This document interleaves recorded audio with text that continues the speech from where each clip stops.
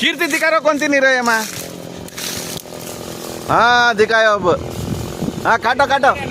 ಹಾ ಅಲ್ಲಿಗೆ ಹೊಡಿ, ಅಲ್ಲೇ ಹೊಡಿ. ಕೋಯ್ ನಿಕ್ಕಿದೆ ಕರೆಕ್ಟಾಗಿ ಆಯ್ತು ಇವಾಗ ಹೊಡಿ. ಹಾ ಅಲ್ಲಿಗೆ ಹೊಡಿ. ಮರ ಹಿಂಗೆ ಉದ್ದಕ್ಕೆ ಬೀಳುತ್ತೆ. ಫಸ್ಟ್ ಕೆಳಗಡೆ ಹೊಡ್ಕ.